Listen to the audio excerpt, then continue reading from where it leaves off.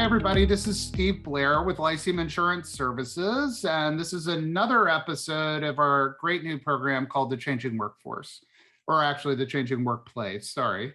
Uh, Workforces are changing, but so are workplaces. And to that end, as everybody knows, I've been bringing in friends of mine that are thought leaders in a variety of different areas to talk to me about what's happening with their clients, what kind of recommendations are happening, given the fact that everything has changed.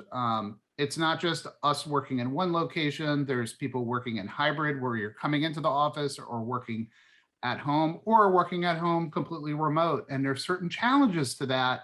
And we've been talking about that a lot. So I'm very happy to introduce you to my friend, Carin and Weis. She works with Klik Solutions, and they're an MSP, and she's going to talk about what that means, as well as a cybersecurity expert. And they provide awesome services for their clients. They've got a huge presence in both nonprofit and also in for-profit. So I'm excited to have her. Carin, thank you for coming and joining with me today. Thanks for having me, Steve. It's my pleasure. Yeah, so Klik, we're a managed service provider, which I know some folks say, what is that? So we are your outsourced help desk, but so much more. So what Klik does is we take all those, password resets and setup needs, but we also take care of your security, your patches, your updates, your backups, your management, and help you. So we help remove some of those I gotchas with IT where something fails, and really try to maintain an ongoing support to help with budgets, but also peace of mind, because we do manage security on top of managed IT. Yeah. So we like keeping folks safe so they can focus on their business, knowing that Klik has their back. Yeah, and one of the things that we've been noticing, just read the news over the past 6 months, the amount of cybercrime, especially targeting businesses, and not just big business, they're targeting small business too. Whether, we hear about people coming in with ransomware, or we had a nonprofit that unfortunately somebody got access to, by compromising their systems, got access to their member list and started putting out emails like it was coming from the organization. So it's a challenge for everybody. And especially since, I think back to, back on March 7th, we were in the office, and then March 8th, we were at home, and we thought we'd be at home for 2-3 weeks, but here we are, I'm still at home. And what we found with our clients is that happened with their employees as well. Not just did people go and start working in Washington State or California or any other state in the country, but we started having employees contacting us that they had gone back to their home countries. So we had people in the Middle East and Europe and South America and Asia and South Asia. And it's just been an amazing experience to see, kind of how this workplace has been changing. And with that creates opportunities for these nefarious people to come in and take advantage of that. So can you give me a little bit of an idea of if I'm a company, whether I'm for-profit or nonprofit, and my employees have kind of spread out and I can't walk down to their office anymore, and they're not on, our secure system in the office with our company equipment. Maybe they're using their iPads, their personal equipment at home. What are some things that organizations need to be thinking about, not only from a management of those IT resources, but also, how do we keep ourselves secure and safe from these bad people that are out there trying to take advantage of the situation? Absolutely. I mean, I can tell you, going back a year and a half, first off, everybody was calling us and they needed to go virtual yesterday. Yes. And, we weren't complaining. We were happy to help, but it was like drinking from a fire hose for months to help folks not only be able to continue their business operations, but do it securely and make sure that they could protect their information as well as their customers. So there's a lot of things, but, I'm going to start with educating your workforce. Right. We do simulated phish threats. We do a lot of, email protection, threat detection, but at the most basic level, making sure that you have certain education in place for your employees so that it's staying top of mind, right? We're Sure. all busy. And these bad actors are sending out phishing emails to thousands, tens of thousands of people. They only need one or two person who's between meetings and really quick clicks on That's a right. link and and suddenly sends that payment. Oh, my CEO is asking me to do this. It must be important. They count on catching us off guard. So education's key. But along with that, if we back up, let's look at user permissions. If a company has those set up properly. So if an intern clicks on an email that is malicious and gives folks a way to get into the system, well, they don't have the keys to the kingdom. That person could get in if potentially through their account. They don't necessarily have access to payroll, all of your clients' information. Good On point. top of that, yeah, and on top of that, MFA, it's basic, and What's as you know, MFA? multi-factor authentication. Ah, So that yes, I used to complain about that, but now it's like the core of what we do. I was going to say, I mean, I know from the insurance side, Yeah, it's a requirement now. it is now. And Yeah, absolutely. yeah, and it shocks me how many companies still might not have that. Yeah, So that's a simple thing. And quite frankly, you get a text if you use your phone, type in 4 numbers. It takes 5 seconds, but it can save you a heck of a lot of pain. Um, Besides that, if you have employees working from multiple places, regardless of device, you have your MFA, you have policies and procedures that have requirements on how they're going to access data and information and how they're going to protect certain devices, yeah. what wireless networks they're going to be working on, and then hopefully be going in through a VPN if they're accessing your data and files. So there's multiple ways we've been helping folks because it's a valid concern, and it really pains me when I hear a prospect or a company coming to me talking about them being compromised and having to drive into the office and physically move tapes at 1 a.m. for a few weeks, Right. or not being able to function as a business. So speaking of moving tapes and that whole backup thing, I was talking to one of my friends who works in IT for a very large nonprofit, and they got caught with ransomware, and they luckily back up so frequently Yeah. that they were kind of like pound sand, and they just dumped the system and rebooted it, I guess, in my layman's terms. And but that's important. So can you talk a little bit about, if you're a company, even if you're a small company or a large company, your backup requirements may be different, but how are you all advising your clients with that kind of backup on the data? So it's key, and that's a great point. I had a company I worked with a month ago who, thankfully, we had backups, but not just backups, because you want to make sure that you're not taking infected, backup and reintroducing the malicious code or access Ah, into that's your a great system. point. Yeah, for sure. Yeah, so there's ways of keeping and sterilizing these backups, and Okay. then making sure that you have redundant backups. So having a DR, a disaster recovery plan in place, is critical, and having a partner that can, you don't need to figure that all out. Yeah. I have a company and it's not IT. That's why you have somebody to take care of you and Sure. advise you with this. I only But I know what I know. Yeah, I mean, and quite honestly, Steve, I have customers that do backups every 15 minutes. We also have customers that do backup once a week. It really depends on that company's needs. So it's not a one size fits all. You need to find what fits the budget and operational needs.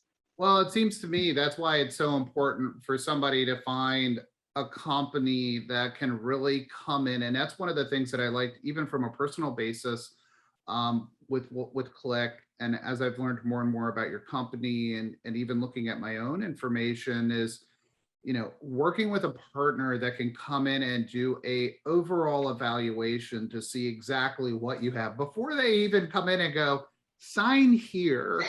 Yeah, that that should make you nervous. right. Let's have a conversation about what your needs are, what's there, how are you doing things?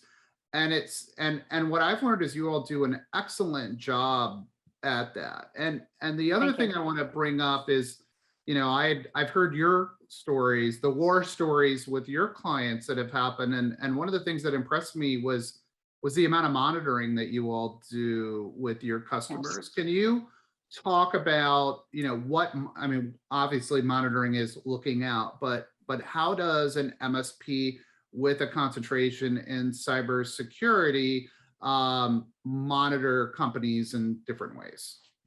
So it's a great question. So there's multiple levels that you go. Going back to our point, not one size fits all. What I'm going to talk about is Klik's cyber platform that we've rolled out for the Please. managed Yes. cyber. So with that, I'm going to try not to get into too many terms that are killer here, but Believe me, we have. we in the insurance industry are very guilty of that. Yeah, right. And us healthcare and government as well. So, one thing is a security operations center, SOC, right? So we have a managed SOC. We also have managed SIM reporting.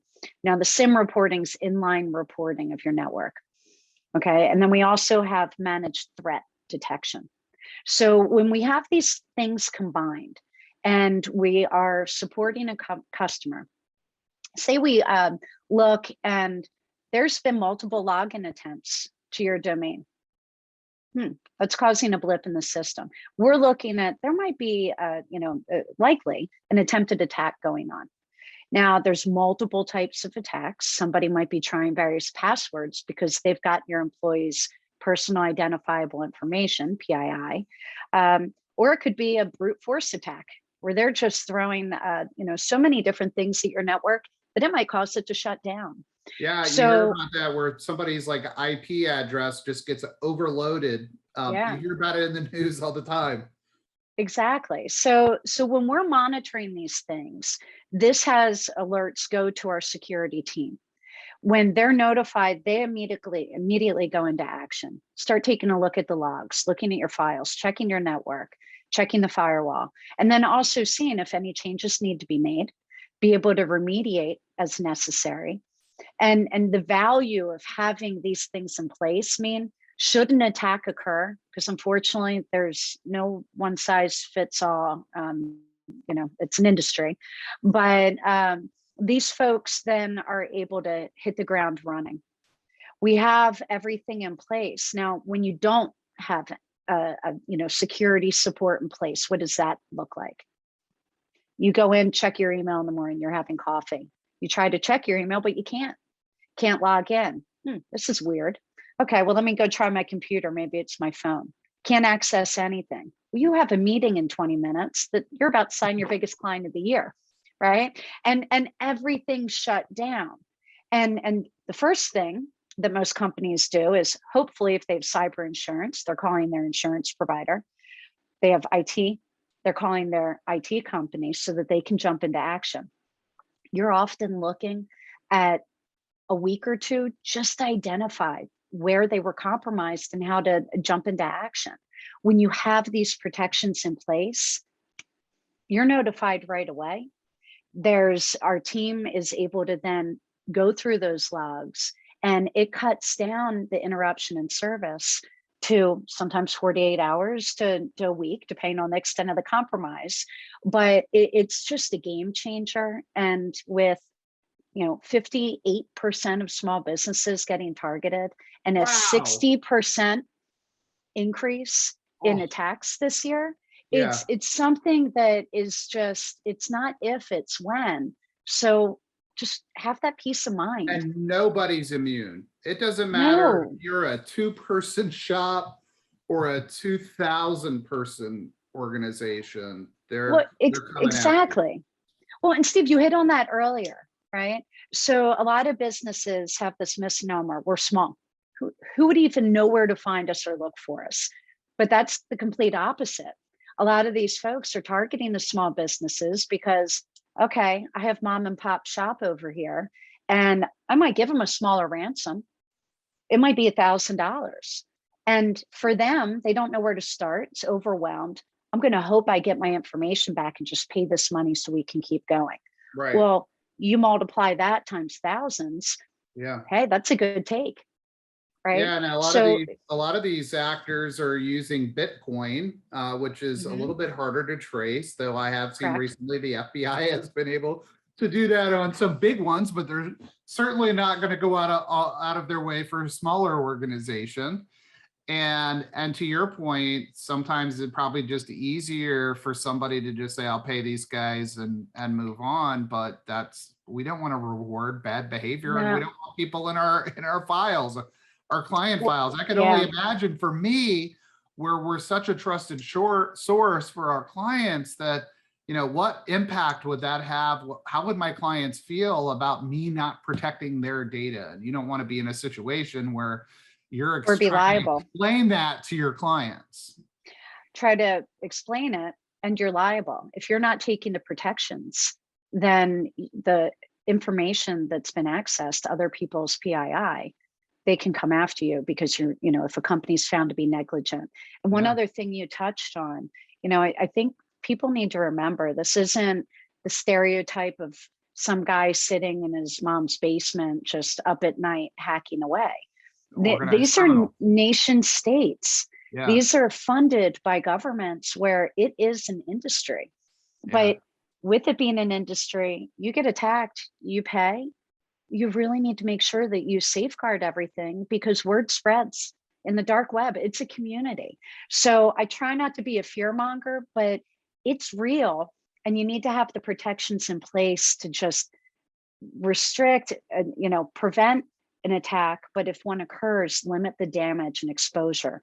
Well, you said there was actually something that I was chewing on in the back of my head while you were talking, and it was about the dark web.